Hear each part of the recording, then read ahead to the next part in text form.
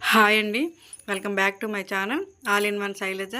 అందరూ ఆరోగ్యంగా ఆనందంగా ఉండాలని ఆ వెంకటేశ్వర స్వామిని మనస్ఫూర్తిగా కోరుకుంటూ ఈరోజైతే ఒక మంచి వీడియోతో మీ ముందుకు వచ్చేసానండి. ఈరోజు వెంకటేశ్వర స్వామి పూజ ఏ విధంగా చేసుకోవాలో ఈ వీడియోలోనైతే ఉంది చూడండి. వీడియో ఎక్కడ కూడా స్కిప్ చేయకండి. తొలి ఏకాదశి పూజ నేను ఈ విధంగా చేసుకున్నాను. తొలి ఏకాదశి అనే కాదండి, ప్రతి శనివారం కూడా ఈ విధంగా వెంకటేశ్వర స్వామికి అయితే పూజ చేసుకుంటే వరిపిండి దీపాలతోని చాలా మంచిది. మన మనసులో ఏ కోరిక అనుకున్నా కూడా ఖచ్చితంగా నెరవేరుతుందండి. ధర్మబద్ధంగా ఉండాలి. ఈ విధంగా ఒక పీఠం తీసుకొని దానికైతే పసుపు రాసుకోవాలండి. పసుపు రాసుకున్న తర్వాత ఈ విధంగా చక్కగా కుంకుమతోని వరిపిండితో ముగ్గులు పెట్టుకొని ఈ విధంగా ముగ్గునైతే వేసుకోవాలి. వెంకటేశ్వర స్వామికి అయితే గంధంతోని కుంకుమతోని బొట్లు పెట్టుకొని ఈ విధంగా పువ్వులతో అయితే అలంకరించుకున్నాను. అదే నా దగ్గర వెంకటేశ్వర స్వామి విగ్రహం కూడా ఉంది. వెంకటేశ్వర స్వామికి అయితే నందివర్ధన పువ్వులతో ఈ విధంగా అలంకరించుకున్నాను. ఎర్రని మందారాలతోనూ ఈ విధంగా అలంకరించుకున్నాను. ఇది ఆనంద నిలయం అండి. ఆనంద నిలయాన్ని అయితే ఈ విధంగా పెట్టుకొని రెండు వైపులా కూడా తులసి దళాలను అయితే పెట్టుకున్నాను. తర్వాత వెంకటేశ్వర స్వామి, పద్మావతి, లక్ష్మీ అమ్మవారు ఫోటోను అయితే ఈ విధంగా పెట్టుకొని మందార పువ్వులతో అలంకరించుకున్నాను.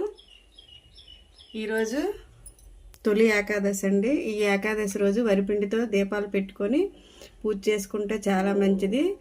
ఎక్కువ కాకపోయినా 2 దీపాలనైనా ఈరోజు వరిపిండితో చేసుకుని దీపాలు పెట్టుకొని పూజ చేసుకుంటే చాలా మంచిది. విష్ణుమూర్తి ఫోటో ఉంటే విష్ణుమూర్తి ఫోటోతో పూజ చేసుకోవచ్చండి. విష్ణుమూర్తి ఫోటో లేనప్పుడు వెంకటేశ్వర స్వామి ఫోటోకి అయితే పూజ చేసుకోవాలి. ఈ రోజు నుంచి దక్షిణాయానం ప్రారంభమవుతుంది. విష్ణుమూర్తి తండ్రి ఈ రోజు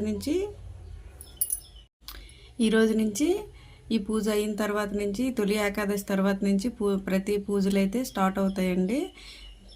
పూజలు గట్ట ఇక మంచి ముహూర్తాలు వస్తాయి. వెంకటేశ్వర స్వామికి ఒక తులసి దళంతోనైనా పూజ చేసుకోవాలండి. తులసి దళాలు ఎక్కువ దొరకపోయినా సరే ఈ విధంగా తులసి దళాలు తెచ్చుకొని చక్కగా వెంకటేశ్వర స్వామికి అయితే పూజ చేసుకోవాలి. ఇప్పుడు దీపాలను అయితే వెలిగించుకోవాలి. ఈ విధంగా వరిపిండి దీపాలకైతే గోవిందనామాలని ఈ విధంగా గంధంతో కుంకుమతో పెట్టుకోవాలి. అగరవత్తులతో దీపాలను అయితే వెలిగించుకోవాలి. ఈరోజు విష్ణు సహస్రనామాలు చదువుకుంటే మంచిదండి. అదేవిధంగా దగ్గరలో ఉన్న విష్ణుమూర్తి ఆలయానికి వెళ్తే చాలా మంచిది. విష్ణుమూర్తి ఆలయం లేకపోతే వెంకటేశ్వర స్వామి గుడికి వెళ్తే చాలా మంచిదండి. ఇంట్లో పూజ చేసుకున్న తర్వాత ఈ విధంగా దీపాలను అయితే వెలిగించుకున్నాను. నేనైతే వరిపిండితో 3 దీపాలను అయితే రెడీ చేసుకున్నాను. తర్వాత ఈ విధంగా ధూపాన్ని అయితే చూపించుకోవాలి. వెంకటేశ్వర స్వామికి ఈ విధంగా, పద్మావతి అమ్మవారికి, అలివేని మంగమ్మకి ఈ విధంగా ధూపాన్ని అయితే చూపించుకోవాలి.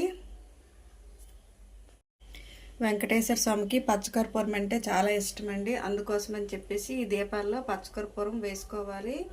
అదేవిధంగా ఈ విధంగా వెంకటేశ్వర స్వామి ఫోటోకి అయితే ఈ విధంగా పచ్చకర్పూరాన్ని అయితే ఈ విధంగా వేసుకోవాలి. తర్వాత దీపాలకైతే నమస్కారం చేసుకోవాలి. ఈ విధంగా వెంకటేశ్వర స్వామి ఫోటోకి కూడా నమస్కారం అయితే చేసుకోవాలి. ఈరోజు తొలి ఏకాదశి ఉపవాసం ఉంటే మంచిదండి.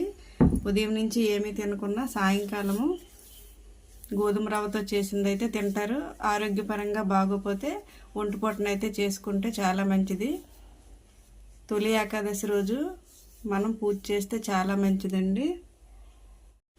ధూపాన్ని అయితే వెలిగించుకోవాలి. ఈ విధంగా ధూప్ స్టిక్ గొడ్డలు దొరుకుతాయి, తీసుకొని వెలిగించుకుంటే ఇందులో వేరే సాంబ్రాన్ని వేయాల్సిన అవసరం ఉండదు.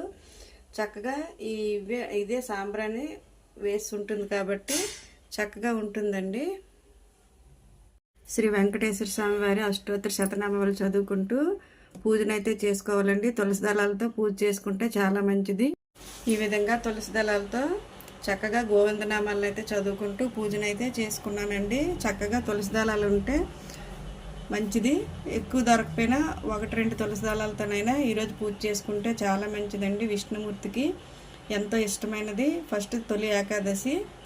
ఈరోజు ఖచ్చితంగా సాయంకాలమైనా ఈ పూజనైతే చేసుకోండి. ఉదయం అవ్వకపోతే నైవేద్యం కింద మనం పరమాన్నాన్నైనా పెట్టుకోవచ్చండి, లేదంటే కొబ్బరికాయనైనా కొట్టుకోవచ్చు. నేనైతే కొబ్బరికాయనైతే కొట్టుకుంటున్నాను. కొబ్బరికాయనైతే కొట్టుకొని ఈ విధంగా పెట్టుకున్నానండి.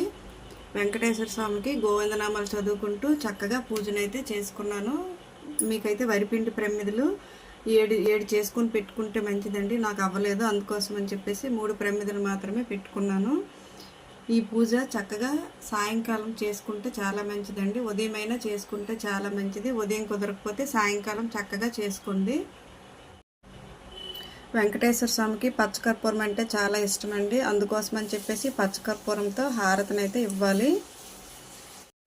ఈ విధంగా వెంకటేశ్వర స్వామికి అయితే పూజ చేసుకోండి. విష్ణుమూర్తి ఫోటో లేదు కాబట్టి వెంకటేశ్వర స్వామి ఫోటో పెట్టుకొని ఈ తొలి ఏకాదశికి అయితే పూజ చేసుకోవాలి. నేనైతే ఈ విధంగా వెంకటేశ్వర స్వామికి పూజ చేసుకున్నాను. మీరు కూడా ఈ విధంగా పూజ చేసుకోండి. ఈ వీడియో కనుక మీకు నచ్చినట్లయితే లైక్ చేయండి, షేర్ చేయండి, సబ్స్క్రైబ్ చేయండి. పక్కనే ఉన్న బెల్ ఐకాన్ని ప్రెస్ చేయండి. అలా చేసినట్లయితే నేను పెట్టే ప్రతి వీడియో నోటిఫికేషన్ కూడా మీకు వస్తుందండి. థ్యాంక్ యూ ఫ్రెండ్స్, వాచ్ చేసినందుకు థ్యాంక్ యూ వెరీ మచ్.